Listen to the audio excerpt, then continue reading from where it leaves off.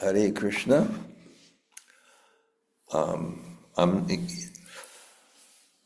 Greetings from Sri Mayapur.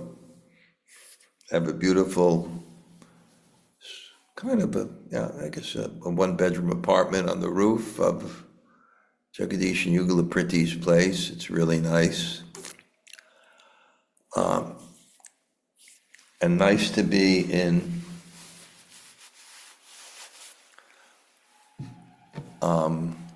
Odaryadam. Each place has a special feature. Vrindavan is Madhuryadam. You experience the intimacy with God there, special potency. And this is Odaryadam. You experience the magnanimity of God. And there's definitely a special potency for that. And in Jagannath Puri, you experience Vipralamba. And these seem to be the three main expressions of revelation of heart. And what Krishna is God's full revelation of heart or personality. Akila Rasamrita Murti, the full embodiment of all yourself or relationships. Think each person here is an individual, and they're a son or a daughter, they're a mother or a father, or a mentor, or a guide, or a friend.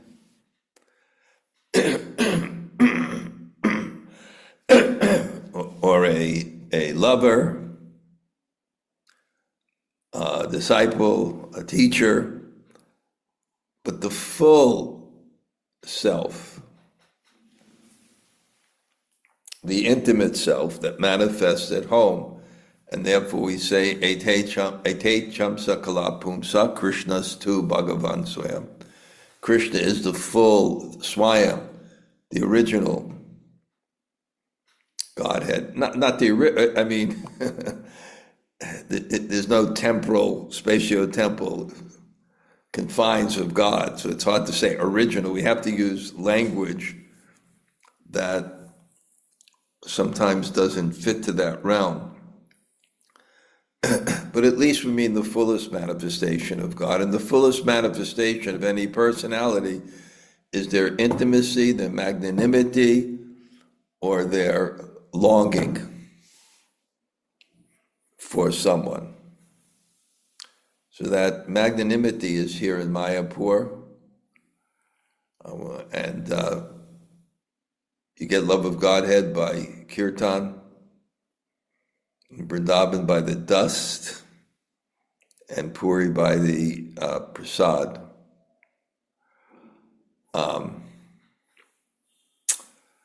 Yeah, and actually right next to me on the roof, there's this beautiful large hall. It can fit maybe, I don't know, I would say it's at least 1,000 square feet or 1,500 square feet with beautiful deities, kind of this cow dung type walls. It's very beautiful. And I gave class last night and I just had to walk next door.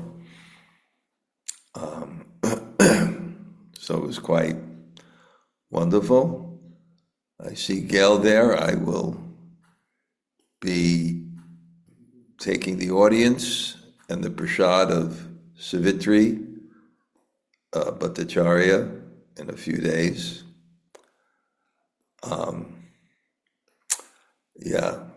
So excited to be here, but especially excited to chant the holy name here and be in the presence of God in the form of his name as much as possible. Now I will continue this Bṛhad-bhāgavatāmṛta. I also have to say something is somehow or other, it's my computer gives a red tint to my face like I've always been out in the sun. but it's not actually real.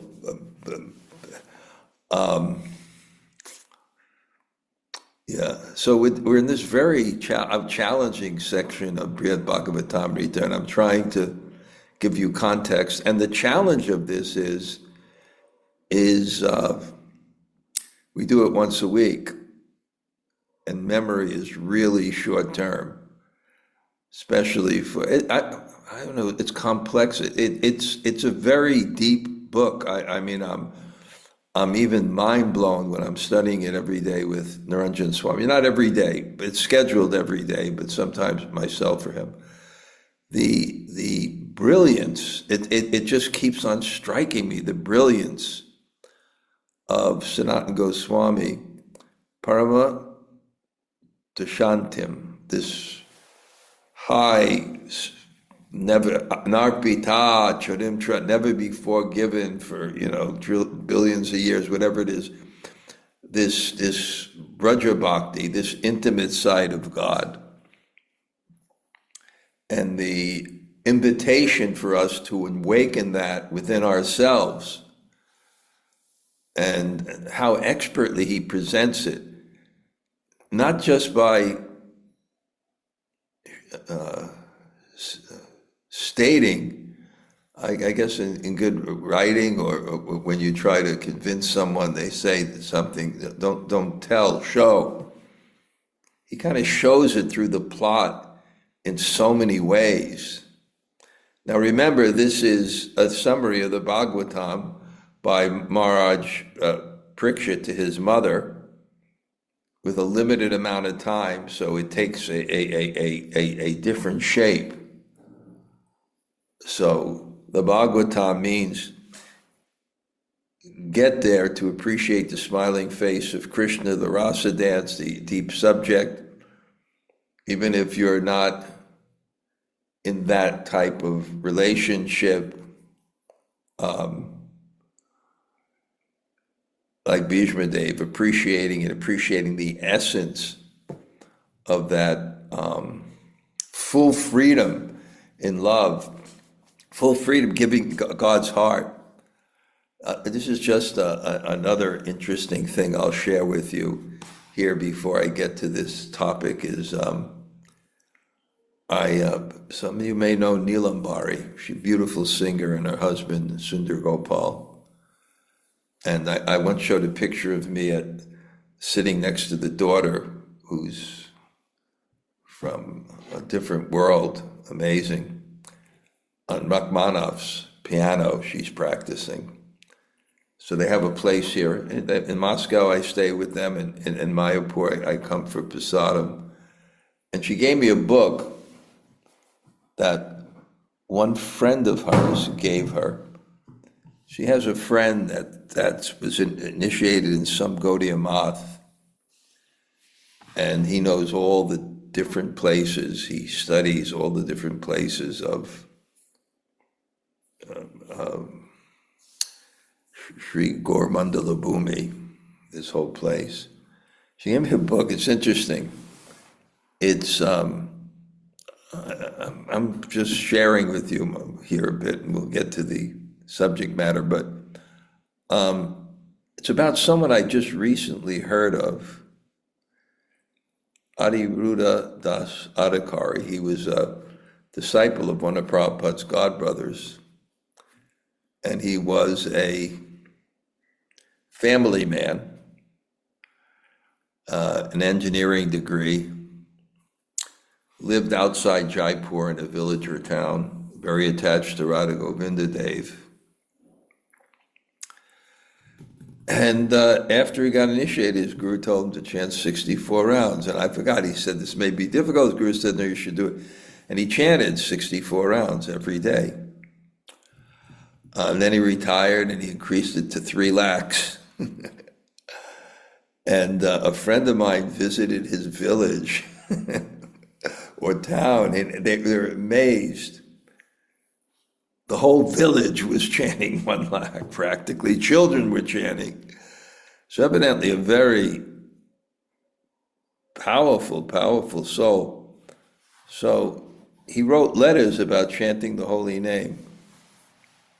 So I've been reading him, and it's kind of interesting. And a real interesting thing is also, which is is that somehow he felt he had darshan of Krishna. And I mean, if you read his realizations, he's legitimately humble, sincere. Let me pick up one and see what it says, just to have fun.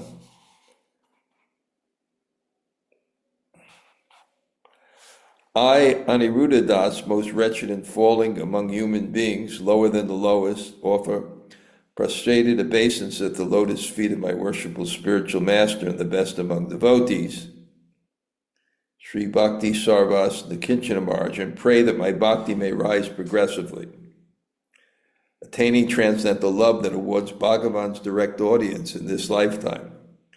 We have read and also heard that acharyas in the disciplic succession have received the audience of Bhagavan by chanting 1 to 300,000 Harinam daily in the mood of complete surrender to Harinam. In the age of Kali, there is no means of deliverance other than the practice of devotional service. By this process, the sadhaka achieves all the four goals of human life: religiosity, dharma, economic development, artha, sense gratification, kama, and liberation, moksha, in this lifetime. In the end, he crosses over those miseries. There is no speck of doubt in this. All kinds of distractions that keep the mind from being absorbed go away, and very soon the sadhaka most certainly achieves an elevated stage of devotion. Discussions about Bhagavan, his holy name, are like a swift arrow that can even influence a child within the womb. Try to chant 4 rounds of the Hari Maha Mantra very softly and 1 round audibly. In this age of Kali, Kirtan reigns supreme. This is the only process to control the mind. Chanting mentally, the mind either gets distracted or enters the stage of susupti. One way to steady is by pleasing a pure devotee, by making him hear your chanting. Try out this technique for yourself. There are innumerable devotees. Just meditate that you are sitting close to a pure devotee and chanting for his pleasure. But remember to endeavor properly, as even material pursuits don't bear fruit unless one sincerely endeavors. Impediments from countless lifetimes will get eliminated, automatically opening up the door to liberation if one persistently imbibes this. Consideration of offenses is most essential. Anyway, he just one letter after, and someone who seems to have realized, it's very interesting, just a book that came my way, and it's very rare because it's actually printed in Hindi. There was a few copies in English, and she got one of the copies. I may get it transcribed and share some of the things. But the interesting thing is, when he awakened his eternal relationship with Krishna, it was in Dwarka. So it's just very interesting. But the main thing is the holy name, and in this Bṛhad-bhāgavatāmṛta, people talk about Raganuga Bhakti and Ekadas Bhav. You have to meditate on 11 characteristics, etc. But really, what this Bṛhad-bhāgavatāmṛta shows is that what's carrying Gop Kumar forward is his attachment to his guru's instructions to chant his mantra, which is the Gopal mantra. It's chanting the mantra. And that was also Lord Chaitanya's example. Rasa Gita Shloka Ashvadan. He was tasting the verses and the songs of Krishna in the mood that he wanted. But why? So that he would develop more sambandha of the name of the person who he's glorifying. And it's that sambandha, that relationship with Krishna. In my kind of small ashram,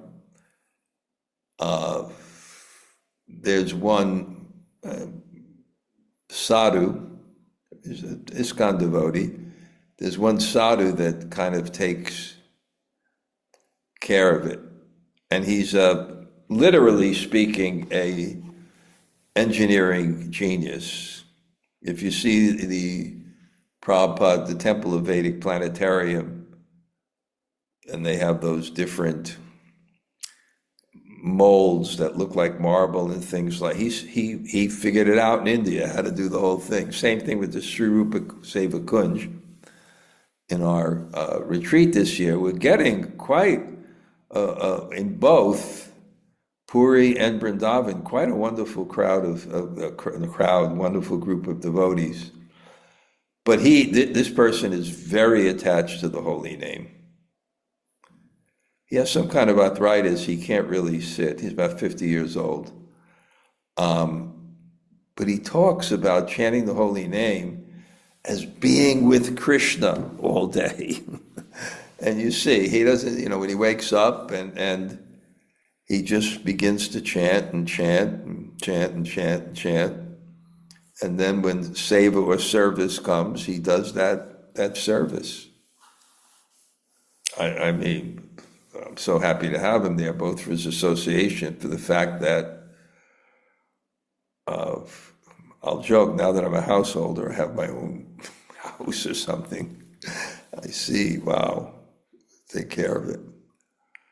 But anyway, that's the thing with Gop Kumar and his journey.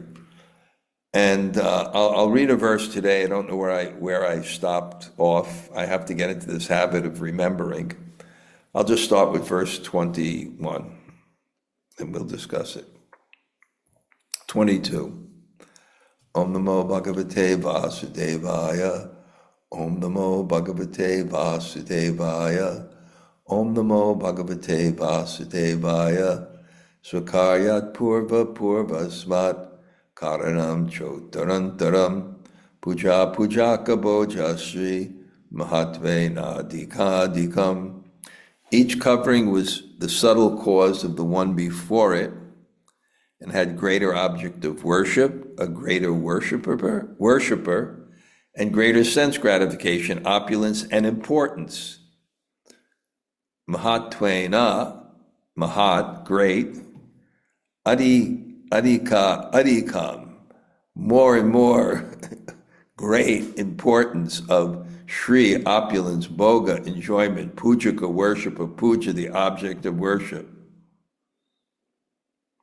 Purport, because the covering made of water is closer to spiritual existence than the previous covering, that of earth. In the watering covering, the Supreme Lord manifests himself more fully in the form of Matsya. Thus the demigods presiding over the watery covering is greater than the demigods of earth, and the watering enjoyments and opulence surpass the earthly ones. This hierarchy holds true for all the coverings, one after another. It just, earth, water, fire, air. Earth is the grossest, and sound is the subtlest. So in the Bible, I made this point, I haven't heard from it. God said, let there be light. God said. So the sound element is more subtle and more close to God. The earth is the grossest manifestation of material existence. But let's kind of get where we're here, and remember, just to go back, because I forgot myself, and I have three different groups of Bṛhad-bhāgavatāmṛta in different sections. So it's a Gop Kumar, the mantras carrying him, and I just took a note. Actually, I have one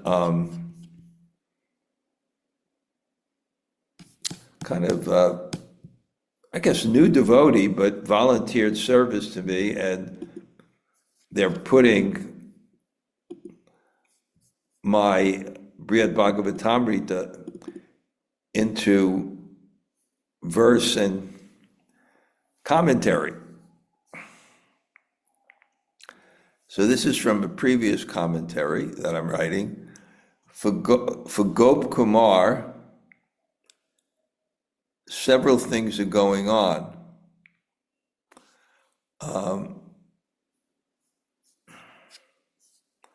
Wait, let me find the part.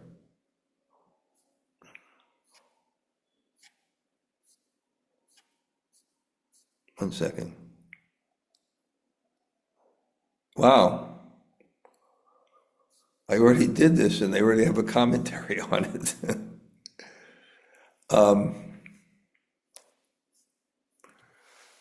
Let me see. I'm going to have to be more responsible about this. I thought I was by preparing, but not enough, evidently.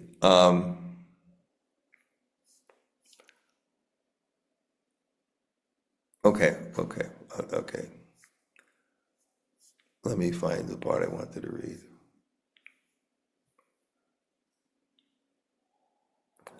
For Gop Kumar, several things are going on. He is not yet ready for Vaikuntha. Some subtle material impressions remain. 2, he has heard that liberation without Krishna is tasteless, but he needs to experience for himself. 3, this experience will prepare him for Vaikuntha, deepen his longing for his eternal friend Krishna, confirm through realization what the scriptures already told him. There is a general principle here. Some lessons in spiritual life cannot be learned only from hearing. Certain experiences, even in higher realms, are needed to burn our subtle desires and make us fit for the spiritual world, where one has to transcend all material desires.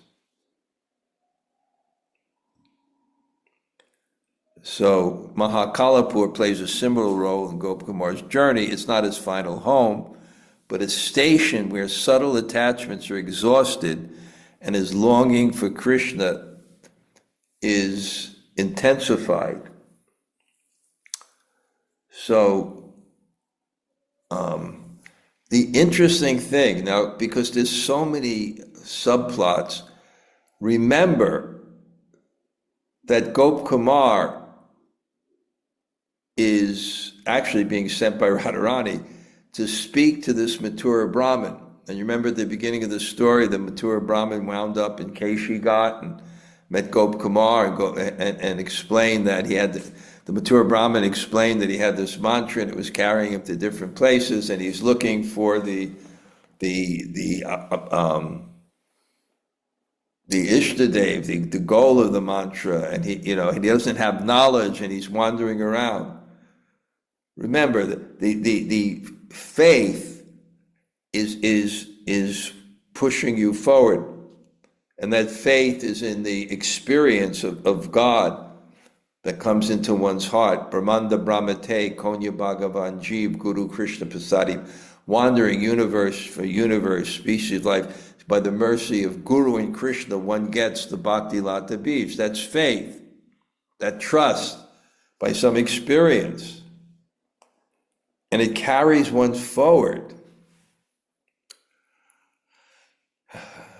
But without some education,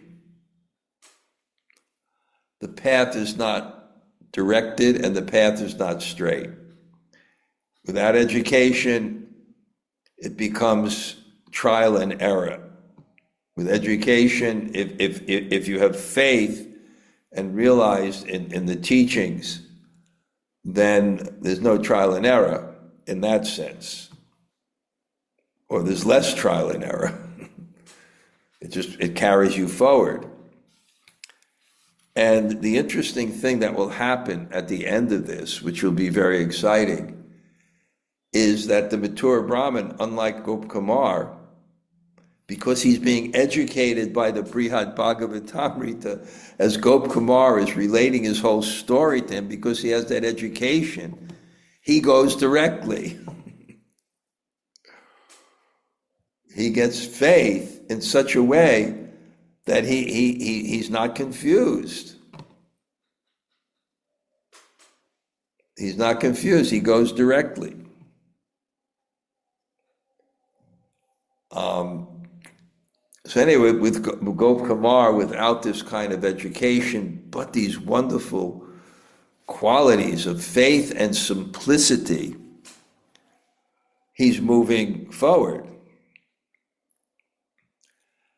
And because of that faith in his heart, he can't be ultimately satisfied with anything less than his faith, less than his experience, less than his attraction.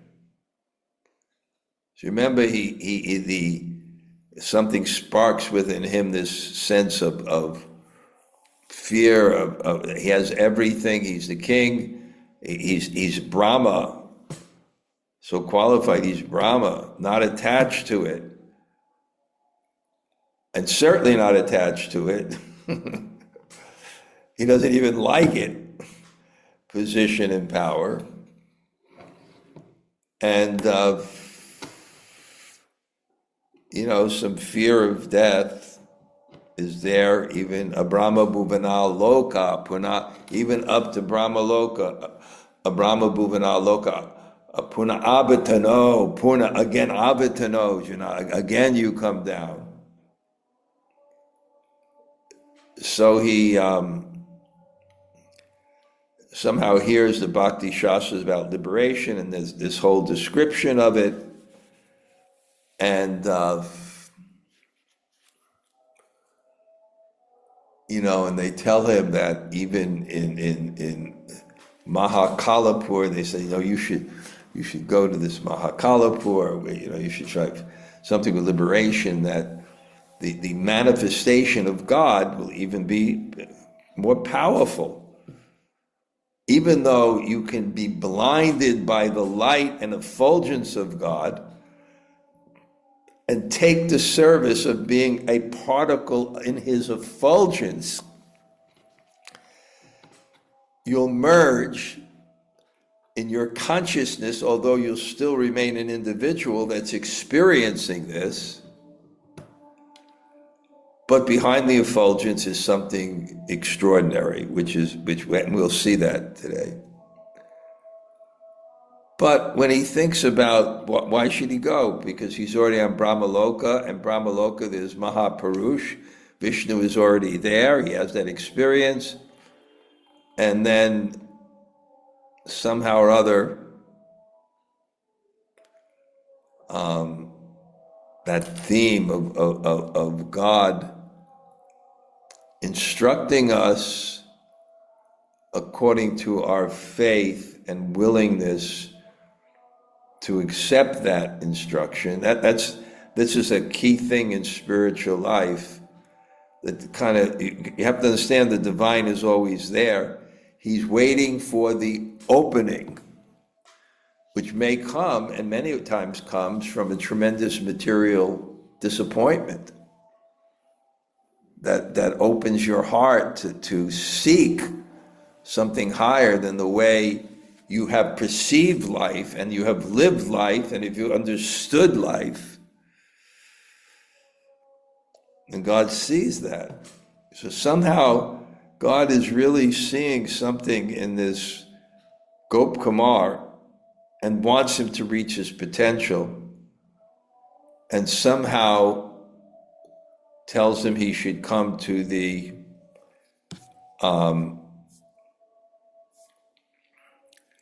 Earth planet,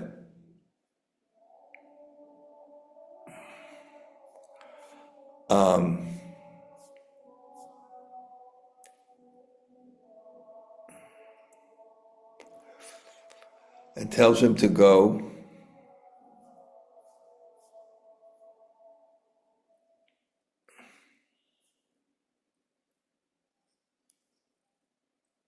Okay, let me read my commentary. Which verse was it, I think? Well, somehow they didn't put the numbers of the verses. Wow. Anyway, here's what it was from a previous class. If you do not wish to spend a long time here in Mahakalapur, then you go to your own Vrajabhumi in Mathura. Commentary. Now the Bhakti Shastras speak very practically to Gokumar. At the end of Brahma's life, those who still have material desires return to lower planets. Those who completely desireless attain liberation along with Brahma. But Brahma's life is extremely long. So to simply remain in that realm, waiting for the cosmic cycle to finish, is not wise. Therefore, the text advises, if you don't want to wait such a long time, go to Vrajabhumi, your own land of Mathura and Vrindavan. There, in the very place where Krishna performs his intimate pastimes, a devotee's desires are fulfilled quickly.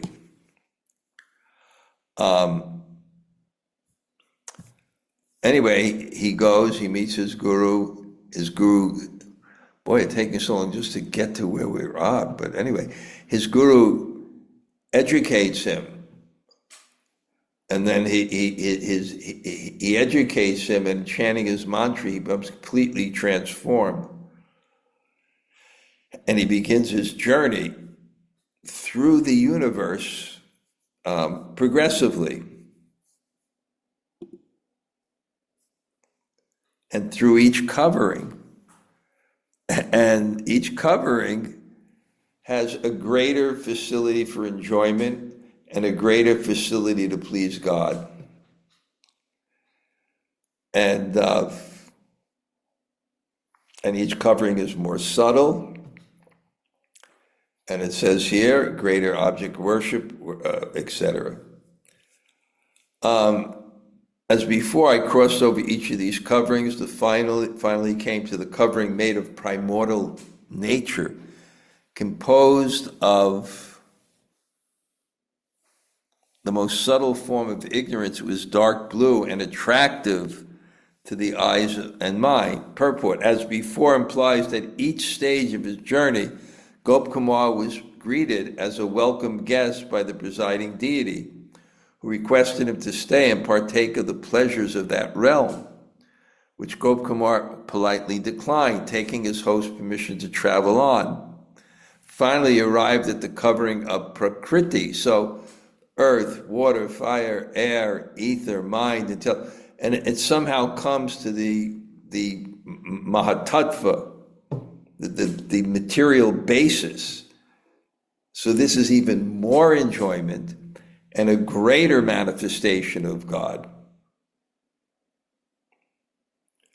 And it appeared very attractive. And is very dark and very dense.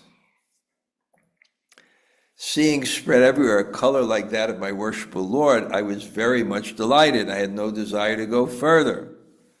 The beautiful sham color of the Prakriti region seemed like the color of Gopkumar's deity. So this is called Udipan. One thing that it means like a match to incite your devotion. So even if you go in a monsoon cloud and you look and you see that swarthy, kind of blackish blue cloud, it can incite your devotion. What to speak of this denseness, this covering there was so attractive to the mind. And he had no desire to go further.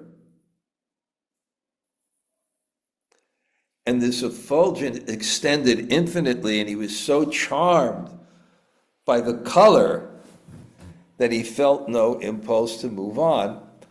And here is the conception of God's infinite power, that something can always be more beautiful, more tasty, it can always increase, almost infinitely. So when you get through the universe, I guess it's your final experience, your final curiosity, your final experience. As I arrived, the goddess Prakriti had just finished the worship of her lord, the lord of that region, the effulgent Sri Mohini Murti. The goddess at once approached me in her own superlative form. Krishna is like attractive, Prakrishna, very attractive. Prakrishna Murti, Prakrishna Murti. And that approached me. Purport, Maya, material nature, was worshiping the Lord in his female disguise as Mohini Murti, which implies that Sri Mohini Murti is much more attractive than Maya herself. Upayana Mahasiddhir Animadya Mamagraka Yayachi Cha Prityadi Yat Chatra Madhavastitam. She offered me gifts such as anima siddhi and other great yogic powers. Wow.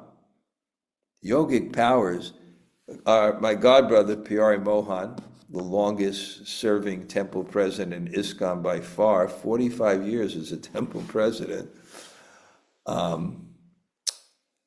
He's maybe 77. He was in Mayapur, and we were fortunate to host him in Vrindavan, and that's our service, myself and the people that assist me, to give a good experience to people that come. And he did magic shows, and he taught me some tricks. He taught me one trick that absolutely blew people's minds once. I did it in a Bhagavatam class.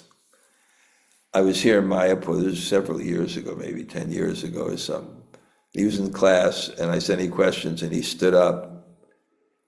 He said, well, if you're a guru, it should be tested. And you should be able to be omniscient, you should be able to read mind. And of course, it was a setup, so I faced the wall, and I couldn't see him at all. He threw a deck of cards out to the audience, and he told them to pass it around, and he'll count to 10. And this wasn't a setup, he just passed it around, and it got to someone. He said, now pick out a card, okay, and show me the card. And then he asked me what the card was. And, it was a great trick. But he asked me what the card was. And I never saw the card at all. But I didn't, I'll tell you very frankly, I didn't see the card, but according to this trick, I didn't know what the card was before. I didn't know what the card was that he had. I didn't know, I couldn't see with the card. But by this trick, I struggled, but I was able to say what the card was. People were astounded. It's the gifts of mystic power, even simple magic, small than the smallest, and other great yogic powers. And like the goddess Earth and the other deities, she asked me to stay.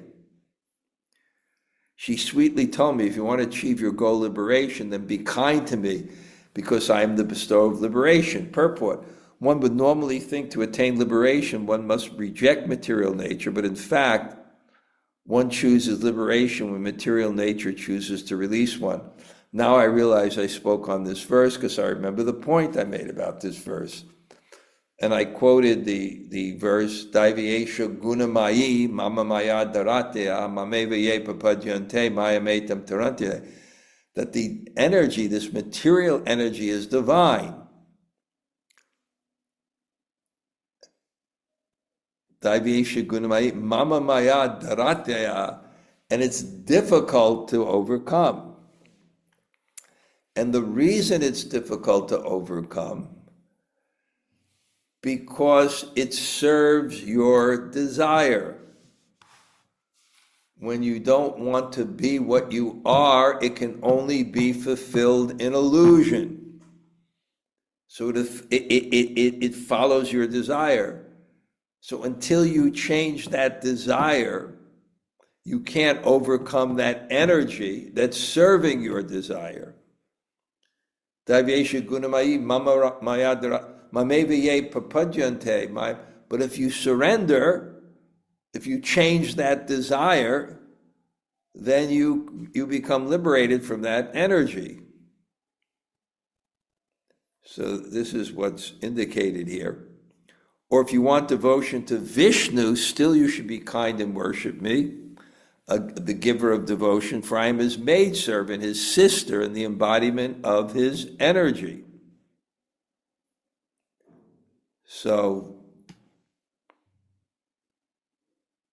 she's the expansion of energy. So she's Lord Vishnu's servant, sister. Subhadra, born of the womb of Yasoda. She helps Vishnu's devotees make progress in devotional service. If you want, that's the thing about this material world. We are here as long as we want to be here. And we are liberated from it when we desire not to be here. And now you wonder why Gop Kumar, to actually transcend, has to work through so many ambitions and so many desires, even subtle. And it's carrying him through the universe. Gop Kumar said, declining all these enticements, understanding them to be the potency of Vishnu, I bowed down to the goddess and then wandered for a while to see the beautiful colored region. He was very simple and curious. Let me see what this is about. So he stayed longer because the atmosphere was so pleasing to the mind and the senses, this beautiful sham energy, it reflecting a facsimile of the color of God. So if you like beauty, this was the epitome of beauty. Splendid with the most excellent wonders. The place was delightful, shining in its own.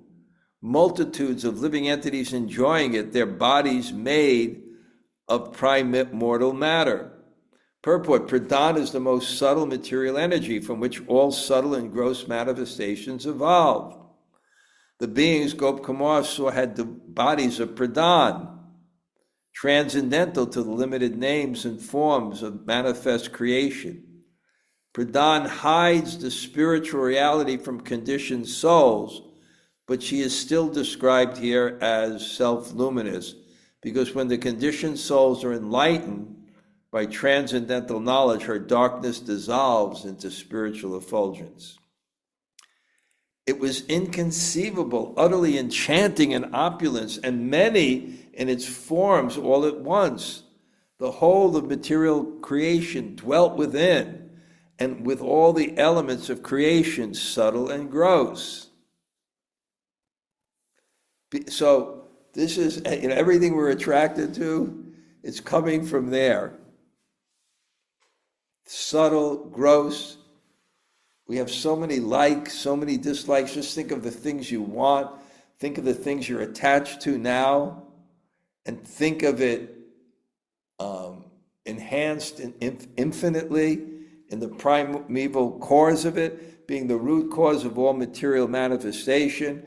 Pradhan naturally displays countless forms within herself, producing wonders powerfully attracted to the conditioned souls.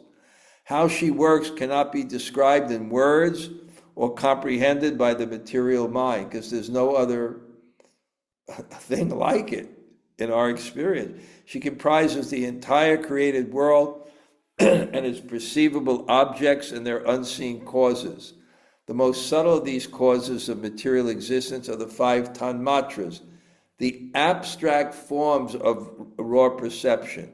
In other words, the abstract forms of sight, sound, taste, touch, fragrance. Though these are not explicit, we assume that during Gopakumar's travel in this covering of this region, he passed through the subtle regions of all of these. For without having crossed them, you cannot be fully eligible for liberation before you transcend them. So you have to cross them. Maybe it's a test for the real Gyanis. By the desire of the Lord, I I crossed them beyond that vast region of dense ignorance and came to a place flooded with a light so brilliant, so unbearably beyond seeing, that it forced me to close my eyes. Purport. Attracted by the beauty of the covering form of Prakriti, Gopkumar had no desire to leave. But the Supreme Personality of Godhead wanted him to reach the abode of liberation, inspired Gopkumar to journey on. And I see, and I think we should all find this in my own journey in Krishna consciousness. God gives us conceptions, attractions, ideas that really, if we thought about it, I don't know if we would do it. How did I join the Hare Krishna movement and then, go through all its management changes and so many things? And, it's almost like you're just carried by God's will, that he wants you to have these certain experiences to give you a realization or understanding that you need to go forward. And when you look back in your life, somehow you don't know why you did it or how you tolerated it. I look back now and I say, how did I do that? Why did I agree to that? Why did I accept that? And how did I just boom, yeah, I'm joining now, Hare Krishna. It almost seemed to go beyond my previous thought processes, how it all manifests. So this is actually being described here. He wanted him to, God wants you to reach the abode of liberation, and he inspires you somehow to go on. I always kind of tell it in a humorous way. When I was in the Gurukul building, I guess I was 45 or something, maybe 50, and I was with Burijan Prabhu, and here we are. I think I told this story before. In the middle of the winter, freezing cold, no heat, no hot water, using a common bathroom with 6 stalls and 5 open showers, and freezing cold. And somehow or other, we went on. I can't figure out how. I remember I was brushing my teeth, and Burijan was brushing his teeth, and I was thinking, I can't believe this, how this happened. But you never lose to surrender to Krishna. It may be difficult, but it brings you to a point that makes it worth it. That I'm convinced of.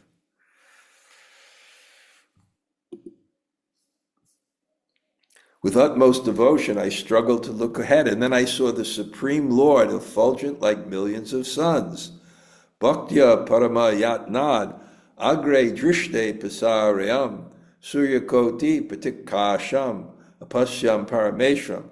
With utmost devotion, I struggled to look ahead, and then I saw the Supreme Lord, apasyam param-ishvaram, whose pratikasam, whose effulgence was stretching, surya like suns, surya-koti like millions of suns, ever increasing the ecstasy of my mind and eyes, the all-powerful Lord, adorned with many ornaments and sweet fragrances, sweet features, and bearing all the signs of an exalted person, revealed himself as the most wondrous form of the supreme truth. So it was so delightful. And it had all these auspicious forms, signs, perfection, special marks, and he could see them on the body of the Lord. So now he left that covering darkness of Prakriti, and I'm kind of paraphrasing. The Supreme Lord revealed himself in all his glories more completely and vividly than Gopkumar has ever seen. So that's it with a person. He can reveal himself more and more and more.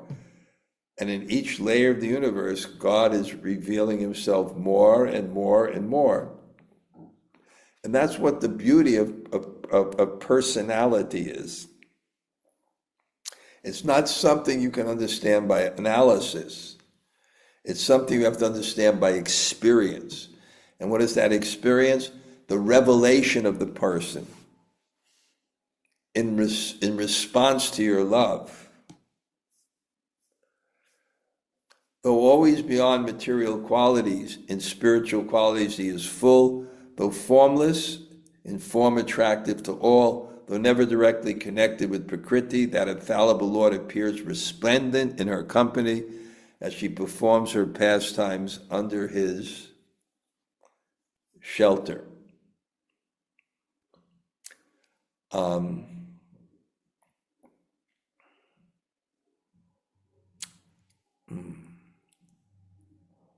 he's seeing God.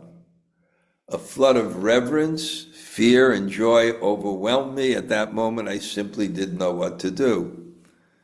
So Sambhrama, Mahasambhrama, this great reverence and therefore fear, but fear can be born out of devotion, or it can increase to it. A mother sees the child in trouble, the fear is coming from her love.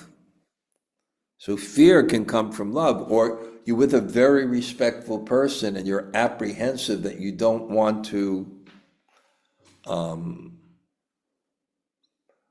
do something wrong. He know what to do. That self-manifested Lord is beyond the scope of the senses, but one can see him directly by the power of his mercy. There is no other way. Purport, only by the Lord's grace can empower one to perceive his beauty and the features of his personality. That's why bhakti is the path of grace.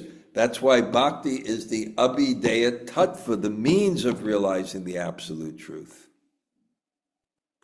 Tat karunya prabhavena, by the power of his mercy, param, only, sakshad, samik, can he be directly seen. I was unable to understand whether I was seeing with my eyes, with my mind, or with the power of the soul that transcended both, because there's so many different ways to perceive. By the perception, by the senses, by the mind, you can perceive things in your mind, or is it just some inspiration, or is it the soul?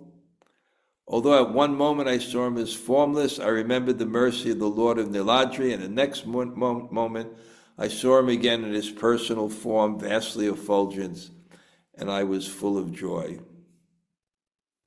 Purport, the Supreme Lord who Gopkumar was perceiving did not actually become impersonal, but when his effulgence intensified, Gopkumar could see nothing but that effulgence. There's not a Brahman, there's not a Paramatman, there's not a Bhagavan, there's one thing. And you perceive that one thing according to your approach to that one thing. And the process you adopt to realize that one thing. This is one characteristic of the abode of liberation, that individual distinctions tend to become obscured by the all-pervading divine light from the Lord's transcendental body of the Lord. In this instance, however, Gopkumar remembered Lord Jagannath, who is similarly effulgent, like a brilliant dark-eyed blue mountain. Remembering Lord Jagannath's compassion, Gopkumar thought that no one else could be as merciful as he. Then, when the Lord's personal form again became visible past his effulgence, Gopkumar's ecstasy increased even more. So he spends a long time in this Mahakalapur. Sometimes I would begin, this is really interesting, I'll finish. Sometimes I would begin to merge into the Lord's effulgence, but he mercifully saved me with the touch of the rays from the nails of his lotus feet. Purport, the reddish nails of Lord Vishnu's toes are like brilliant gems. They are so attractive to his devotees that the devotees never think of giving up their personal relationship with him to dissolve themselves in oneness. Of course, everything about the Lord is supremely attractive. Not only his toes, but Vaishnavas generally honor the Lord by beginning their worship of his feet.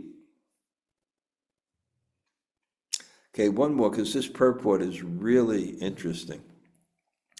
Sometimes my mind felt special pleasure in beholding him surrounded by great perfected beings who were his devotees, at once different and non-different from him. They surrounded him in subtle spiritual forms, like beams of light around the sun. Let me just read this one paragraph and then we'll stop.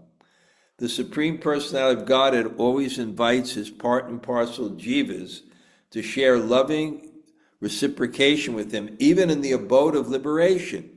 He kindly considers the liberated souls who surrounded him there his bhaktas, but actually they're hardly interested in personal service. The only bhakti they offer to the Lord is to decorate him as particles of his effulgence. Although they were internal, indissoluble individuals, their separate personalities are now dormant and invisible.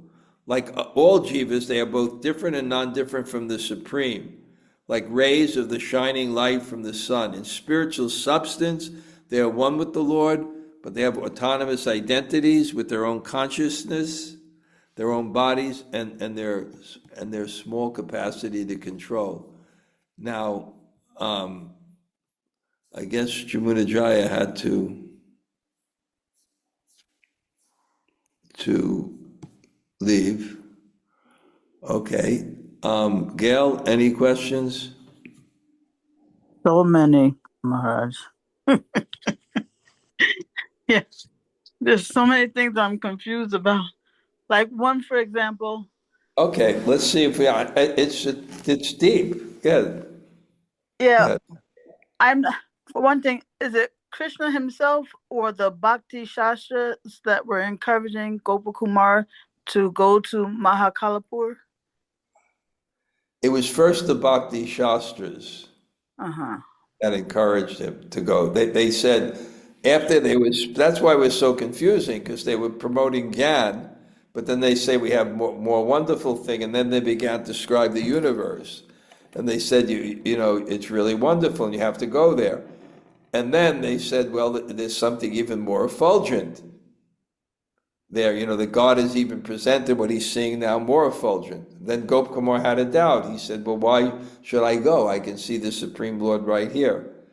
And then the Supreme Lord appeared for him and said, well, really, it's the same me, but I'm more manifest there. And then tell him, if you want to achieve success and actually achieve all your desires, then you need to see your guru, and you go back to Braj, and you'll see him there. Okay, then, so so Gopakumar said, well, why should I go to Mahakalapur when I can see Krishna right here? Right here, where? Right here, where? In Brahmaloka. In Brahmaloka. Okay, so why? So first it was the Bhakti Shastras who were encouraging him to go to Mahakalapur. Yeah. But why would they encourage him to go there, where that's the place of impersonal liberation? Huh? Okay, I did explain that at the beginning of the class, because that was such I'll find it again, okay? Was it because it was so attractive, the blue? No, I'm going to explain. I wrote why. Oh.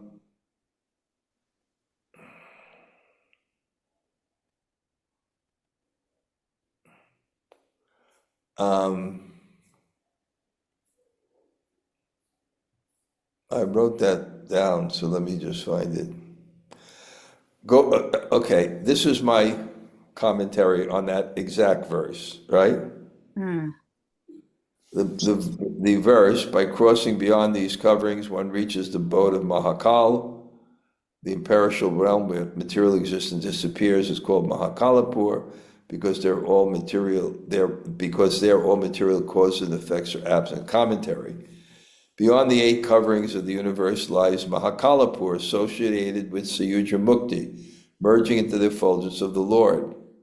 It is Nirvana Padam, the realm where material existence vanishes. It is Karya Karana Kalanam, where all material causes and effects are no longer active. This is the classic Jnanic description. And here is where, even for me, this section feels challenging and subtle. The Bhakti Shastras have just spent many verses strongly minimizing Jnana and impersonal liberation, and now they reveal a great secret and recommend Mahakalapur. Why? For Gopkumar, several things are going on. He is not fully ready for Vaikuntha. Some subtle material impressions remain. He has heard that liberation without Krishna is tasteless, but he needs to experience it for himself. This experience will prepare him for Vaikuntha, deepen his longing for his eternal friend Krishna, confirm through realization what the scriptures have already taught him. There is a general principle here. Some lessons in spiritual life cannot be learned only from hearing.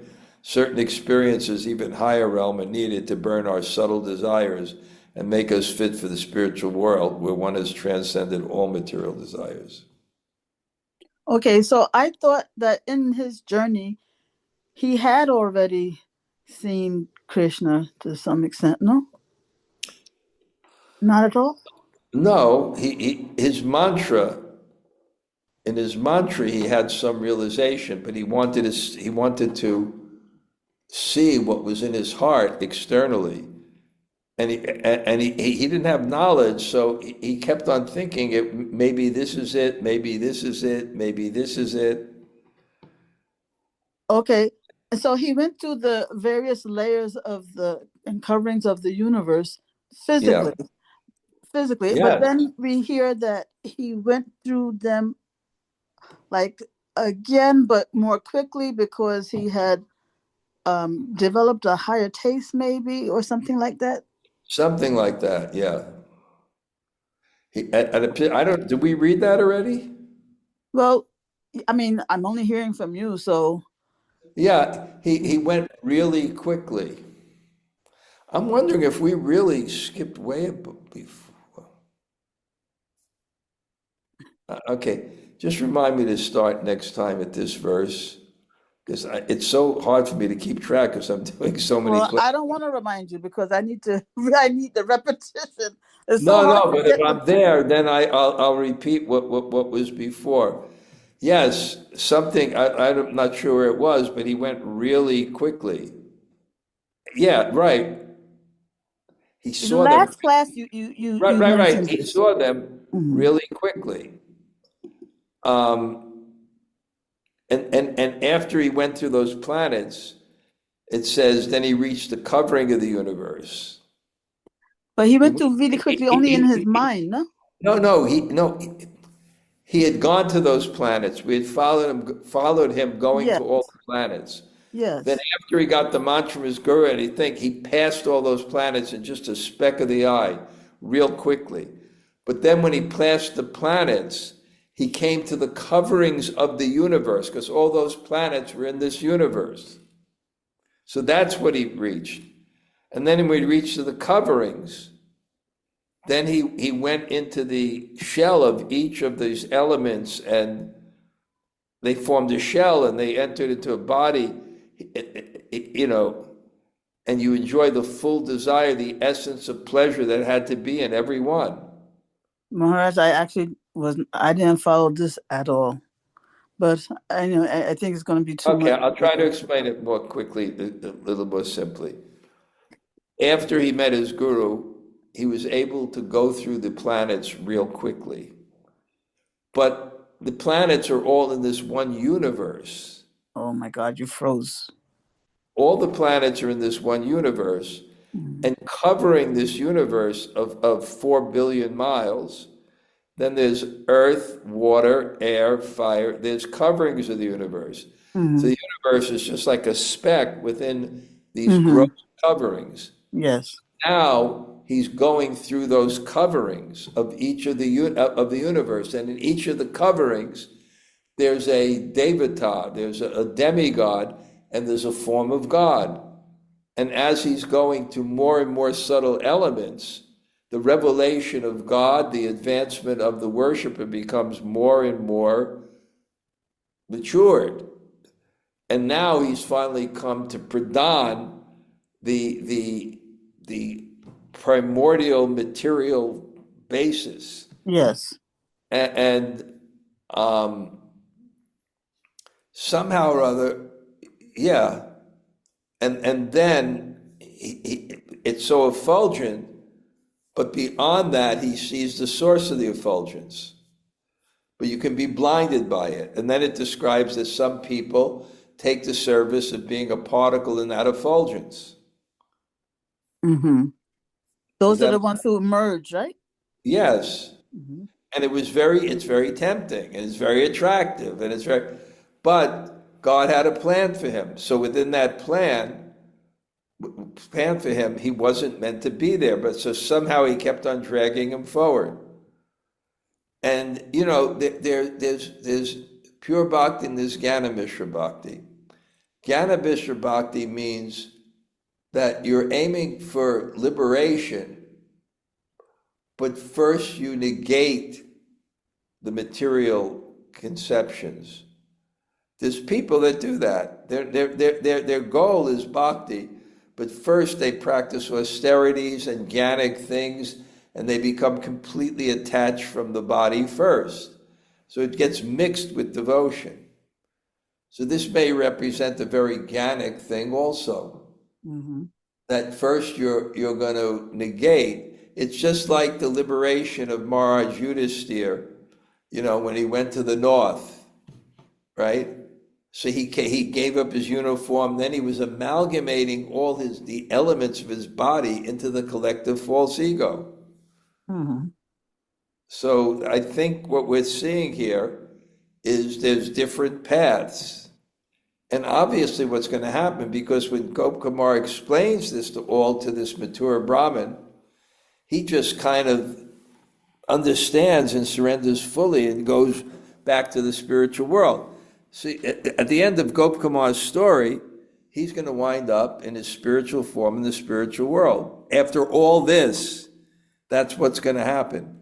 But I think what's illustrated more than anything else, that's what mainly carrying him through, is his mantra and his attachment to his mantra and attachment to the Ishtadev, the worshipable Lord of his mantra. That's what carries him forward. But he's preaching, he's explaining this to the Mathura Brahmin. And the Mathura Brahmin goes directly. And he has his spiritual form in the spiritual world, and he goes directly after hearing from Gop Kumar. Mm-hmm. Mm-hmm. Okay. And, one thing that was a little counterintuitive for me was the fact that primordial soup of Pradhan was more attractive in its abstractness than the more concrete sense objects that you can find, all of which you can find in the earth element, Yeah, I'll have to think of that one, Gail. Mm-hmm. Otherwise, I'll just pretend like I know the answer. Let me just pretend that I know the answer, okay? Maharaj is Yudhisthira. May I ask a question? Yes. Thank you. Thanks, Maharaj. This is steering towards Guru Tattva. So if the most advanced devotees we've read and heard want to be with their own guru. They want to serve their own guru eternally. So if you go back through all the generations of acharyas, what I don't get is why would anybody intentionally want to go back to the spiritual world if their main focus is on serving their guru, who is potentially, here in the material world serving his guru? Well, Seva Sadhaka Rupena, Siddha Rupena Chatrahi. There's two forms. There's one that is a sadhaka, and there's one as a siddha. The sadhaka can also be perfect, but he's a practitioner. So there's Rupa Goswami and there's Rupa Manjari. Rupa Goswami is the sadhaka form, and Rupa Manjari is the siddha form. So in the spiritual world, and the other thing is, Guru is there's three tattvas that are difficult to understand: Guru tattva, Nam tattva, and Shiva tattva. Guru is also Krishna. In the sense, it's Krishna's potency manifesting through a person. So, and the idea is going to the spiritual world, you'll meet the spiritual manifestation. Not, so. Can we have both those relationships simultaneously? I mean, obviously, it's something. You mean like, okay, Prabhupada's on some planet preaching and go with Prabhupada. I think what we have to look at is get rid of the externals and really hanker for whether it's there or here, what the internal thing is, which is the mood of service and devotion, not so much a particular place, but that particular personality and consciousness of pure devotion. And then we can, That's a nice way to look at it. Okay, thank you, Yudhisthira. Haribol. Thank you. I appreciate it. Okay, anybody like to say hello today?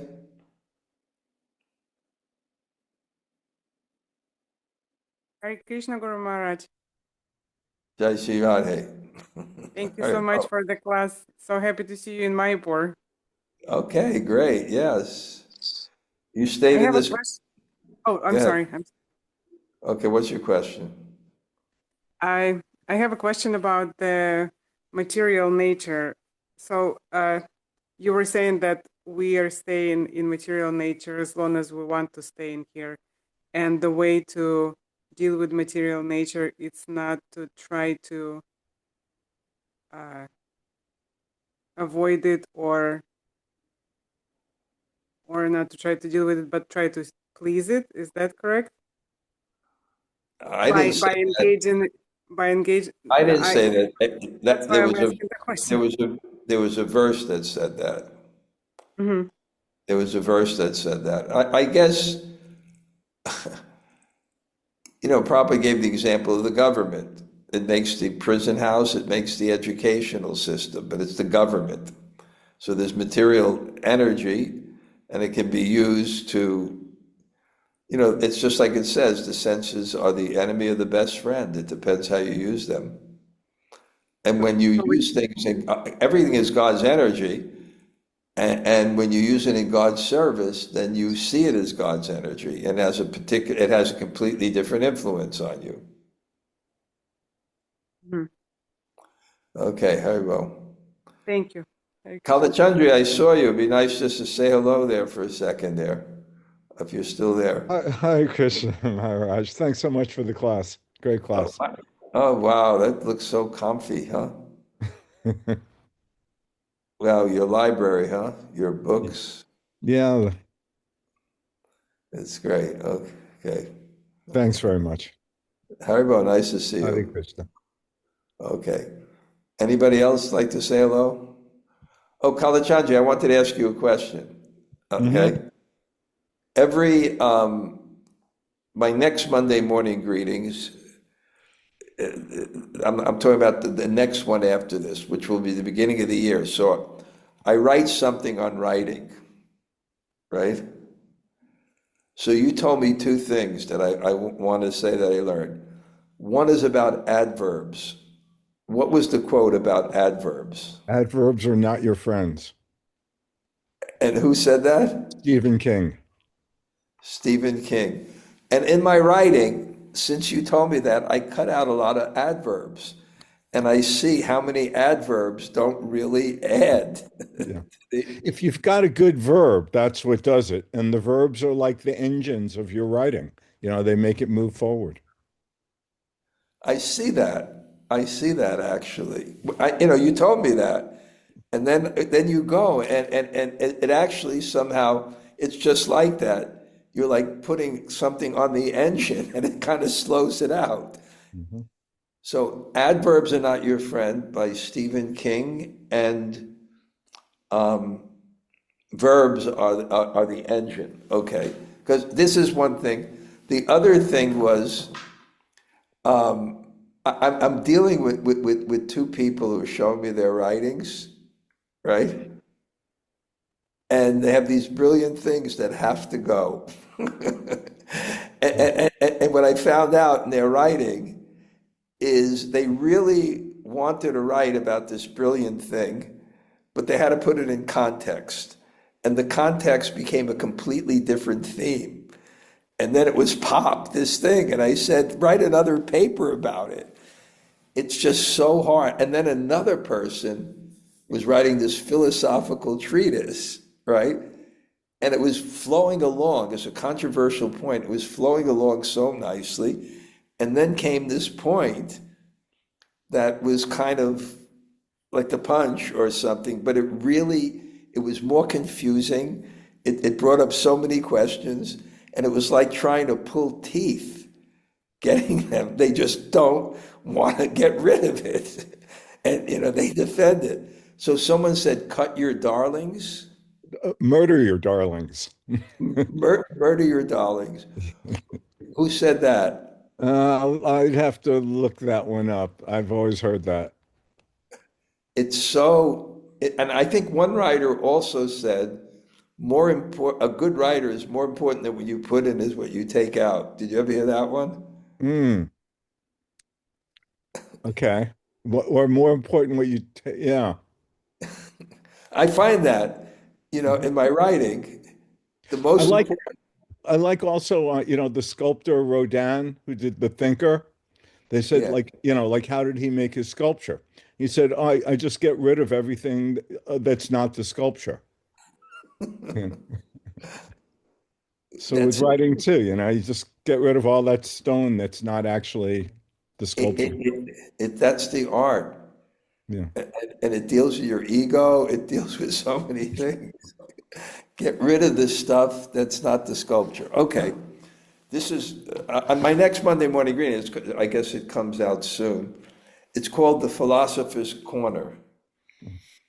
And I'm going to do this sequentially. And it's called Quandary One. And I pose like a very difficult philosophical quandary and try to resolve it. Okay. Well, we always look forward to them. So thanks so much. Thank you. Okay. Haribo. Anybody else like to say hello? Hare Krishna Gamaraj, it's all Govinda. I'm Bṛhad. Thank you for class. Thanks for class. I guess we're going to see you guys soon. Yeah, I guess in a few weeks. Yeah. Can't wait. We have quite a group of people coming.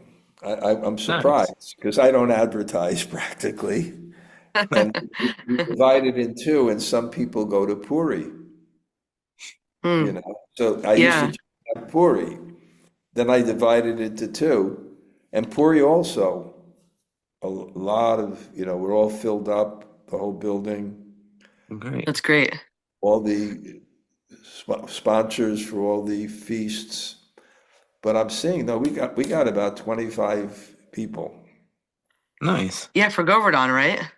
Yeah, Vrindavan and Govardhan. Yeah. Where are they all gonna stay? Where are they all going to stay? Yeah. Not in the Hilton, right? No, that's already reserved. What? Well, I have the Govardhan Hilton, that room. Then I have next door. Himalayan stay. She'll stay with two people. Then I have downstairs another room. And that guest house is quite nice, actually. It's very clean. And the guest house people are very satisfied with it. It's clean. It's got hot water. It's got 24-hour electricity. Okay. It fits a lot of people? What's that? It fits a lot of people in there. Well, we have 11 rooms there. Oh, okay. Oh, nice. Anyway, this is very spontaneous. I don't spend much time organizing it. I just made a schedule with Leela Vilasini. But the first afternoon we get there, we're going to go to Rupa Seva Kunj and to all the kutirs of the 6 Goswamis. It's amazing. Yeah. Nice. We're also going to have Leela Vilasini and Yogamaya speak sometimes. Okay, cool. Great. Yeah, so it'll be good. Okay. Excited. Okay. Can't wait. Haribo. Haribo. Okay, I'm really going over today, but somehow people are still interested. Great. Anybody else want to say hello? Okay. Hare Krishna Maharaj, this is Krishna-katha. Thank you so much for the class. It's really amazing. Thank you. Thank you. Thank you so much. Nice to see you. Okay. I'm going to have to plan my visit to Russia soon. Okay, anybody else? Okay. I'm looking at all the people that have come and have stayed for the whole class. Great. Okay. Vanchakalpa Tarubhyascha Kripa Sindhu Baby.